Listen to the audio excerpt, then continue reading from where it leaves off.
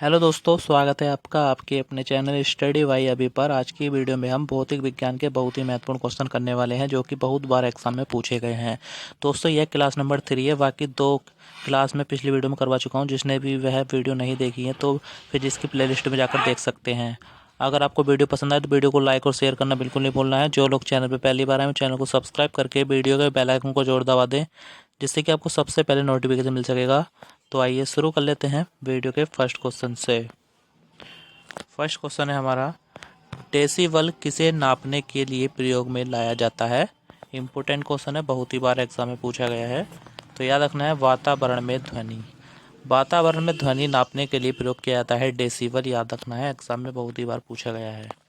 Next question करते हैं, ampere क्या नापने की इकाई है। तो याद रखना है एम्पियर जो है करंट नापने की इकाई है। ठीक है, विद्युत धारा आ सकता है या करंट आ सकता है, तो एक ही बात है। तो विद्युत धारा का मात्रक होता है एम्पियर। याद रखना है आपको। नेक्स्ट क्वेश्चन करते हैं, यंग प्रत्यास्थता गुणांक का एसआई मात्रक क्या होता है। इंपोर्टेंट क्वेश्चन है। तो याद रखना है न्यूटन प्रति वर्ग मीटर। न्यूटन प्रति वर्ग मीटर यंग प्रत्यास्थता गुणांक का मात्रक होता है। याद रखना है, ठीक है, भूलना नहीं है। और दोस्तों यही दाब का भी मात्रक होता है। ठीक है, वैसे तो दाब का बार होता है, ठीक है, पास्कल होता है, पर दोस्तों अगर देखा जाए तो ये भी होता है न्यूटन प्रति वर्ग मीटर। आइए नेक्स्ट क्वेश्चन करते हैं, मात्रकों की अंतर्राष्ट्रीय पद्धति कब लागू की गई थी। वेरी वेरी इंपॉर्टेंट है, एग्जाम में पूछा जाता है ये क्वेश्चन भी। तो याद रखना है मात्रकों की अंतर्राष्ट्रीय पद्धति 1931 में लागू की गई थी। 1971 में लागू की गई थी। ठीक है, 1971 हमारा सही आंसर हो जाएगा। आइए नेक्स्ट क्वेश्चन करते हैं, खाद्य ऊर्जा को हम किस इकाई में माप सकते हैं। इंपोर्टेंट क्वेश्चन है, ये भी एग्जाम में पूछा जाता है। तो याद रखना है कैलोरी में। कैलोरी में नापते हैं हम खाद्य ऊर्जा को, आप इसको याद रखना है। दोस्तों, आपको क्वेश्चन का लेवल देख कर पता चल रहा होगा कि कितने महत्वपूर्ण क्वेश्चन है। बस आप वीडियो को पूरा देखते रहिए, चाहे आप किसी भी एग्जाम की तैयारी कर रहे हो।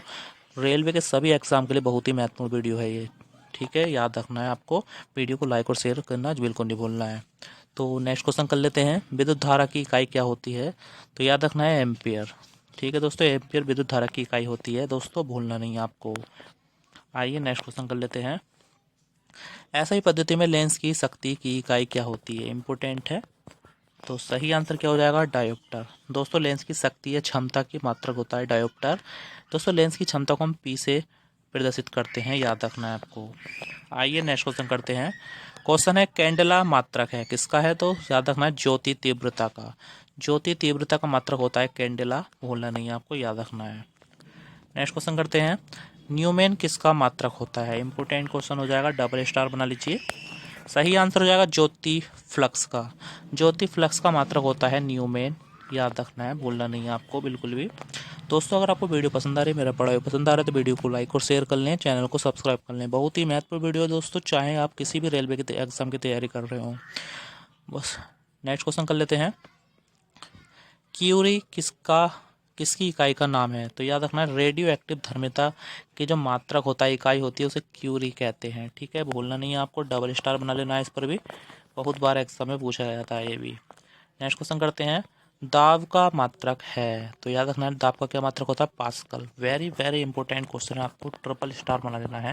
दोस्तों दाब का जो मात्रक होता है वो पास्कल होता है, एग्जाम में बहुत ही बार पूछा गया है ये। आइए नेक्स्ट क्वेश्चन करते हैं, कार्य का मात्रक क्या होता है। तो याद रखना है जूल। कार्य का मात्रक जूल होता है। दोस्तों कार्य को डब्लू से प्रदर्शित करते हैं। कार्य बराबर होता है दोस्तों डब्लू बराबर बल गुणा विस्थापन, बल एफ विस्थापन डी। ठीक है, याद रखना है आपको। नेक्स्ट क्वेश्चन करते हैं, जड़त्व का माप क्या है। तो याद रखना जड़त्व की जो माप है उसे द्रव्यमान में नापते हैं। ठीक है, जड़त्व को हम द्रव्यमान में मापते हैं और द्रव्यमान को एम से प्रदर्शित करते हैं। आइए नेक्स्ट क्वेश्चन करते हैं, क्वेश्चन है एंगस्ट्रॉम क्या मापता है। इम्पोर्टेंट क्वेश्चन है। तो याद रखना है तरंग दैर्ध्य। दोस्तों तरंग दैर्ध्य को नापता है एंगस्ट्रॉम में, और एंगस्ट्रॉम को दोस्तों ऐसे इस मार्क से प्रदर्शित करते हैं। और एक एंगस्ट्रॉम बराबर होता है दोस्तों 10⁻⁻10 मीटर। ठीक है, एक एंगस्ट्रॉम की मान होता है ये। आइए नेक्स्ट क्वेश्चन करते हैं, किसने न्यूटन से पूर्व ही बता दिया था कि सभी वस्तुएं पृथ्वी की ओर गुरुत्वाकर्षण होती हैं। इंपॉर्टेंट क्वेश्चन हो जाएगा। तो याद रखना है ब्रह्मगुप्त। ब्रह्मगुप्त ने बता दिया था कि न्यूटन से पूर्व ही कि सभी वस्तु पृथ्वी की ओर खींचती हैं। नेक्स्ट क्वेश्चन करते हैं, यदि एक पेंडुलम से दोलन करने वाली घड़ी को पृथ्वी से चंद्रमा पर ले जाएं तो घड़ी हो जाएगी, तो यह इतना सुस्त हो जाएगी। ठीक है, अगर हम पेंडुलम को दोलन करने वाली घड़ी को पृथ्वी से चंद्रमा पर ले जाएं तो वह सुस्त हो जाएगी। आइए नेक्स्ट क्वेश्चन कर लेते हैं। प्रकाश वोल्टीय सेल के प्रयोग से सौर ऊर्जा का रूपांतरण करने से किसका उत्पादन होता है? तो याद हो जाएगा प्रकाशीय ऊर्जा का। सही आंसर हो जाएगा प्रकाशीय ऊर्जा का। नेक्स्ट क्वेश्चन कर लेते हैं। जब हम रबड़ के गद्दे वाली सीट पर बैठते हैं या गद्दे पर लेटते हैं तो उसका आकार परावर्तित हो जाता है। ऐसे पदार्थ में पाई जाती है, क्या पाई जाती है दोस्तों? तो याद रखना स्थितिज ऊर्जा पाई जाती है ऐसे पदार्थ में। ठीक है, जैसे ये दोस्तों गद्दा है, इस पर अगर हम बैठते थोड़ा दब जाता है ना, तो पहले स्थितिज ऊर्जा पाई जाती थी इसमें। ठीक है, याद रखना है। आइए नेक्स्ट क्वेश्चन कर लेते हैं। दोस्तों बहुत ही महत्वपूर्ण वीडियो है, वीडियो को लाइक और शेयर जरूर कर लें और कमेंट करके जरूर बताना है वीडियो आपको कैसी लगी। ठीक है, और बेल आइकन को जरूर दबा दें जिससे कि आपको सबसे पहले नोटिफिकेशन मिल सकेगा। नेक्स्ट क्वेश्चन, जल पृष्ठ तनाव पर लोहे के टुकड़ों के न तैरने का कारण होता है? तो याद रखना है लोहे द्वारा विस्थापित जल का भार लोहे के भार से कम होता है, इसलिए जल पर पृष्ठ पर लोहे के टुकड़े नहीं तैर सकते। नेक्स्ट क्वेश्चन है, वेग, संवेग और कोणीय वेग कैसी इकाइयां हैं? तो याद रखना है यह सदिश राशियां हैं। ठीक है, याद रखना कैसी राशियां हैं? तो सदिश राशि हैं। वेग, संवेग, कोणीय वेग। दोस्तों जिसमें भी वेग आ जाता है ना वो सदिश राशि होती है, आपको ये याद रखना है। नेक्स्ट क्वेश्चन है, अदिश राशि है। दोस्तों अदिश राशि कौन सी है? ऊर्जा। दोस्तों ऊर्जा अदिश राशि होती है, आपको याद रखना है। ऊर्जा हो जाए, द्रव्यमान हो जाए, विद्युत धारा हो जाए, तो ये सब अदिश राशि होती हैं। नेक्स्ट क्वेश्चन है, बल गुणनफल होता है। दोस्तों बल किसका गुणनफल है? तो याद रखना है द्रव्यमान और त्वरण का। ठीक है, बल को हम एफ से प्रदर्शित करते हैं, द्रव्यमान को एम से, और गुणा ए को, ए होता है त्वरण। ठीक है, तो ये फॉर्मूला बन जाता है बल का एफ बराबर एम ए, याद रखना है आपको। नेक्स्ट क्वेश्चन करते हैं।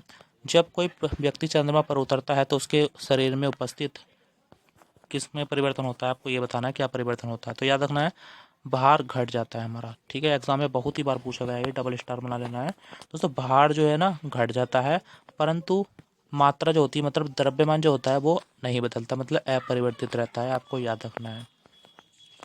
नेक्स्ट क्वेश्चन है, किसी पिंड के उस गुणधर्म को क्या कहते हैं जिससे वह सीधी रेखा में विराम या x1 गति की स्थिति में किसी भी परिवर्तन का विरोध करता है? इंपॉर्टेंट क्वेश्चन हो जाएगा एग्जाम के लिए।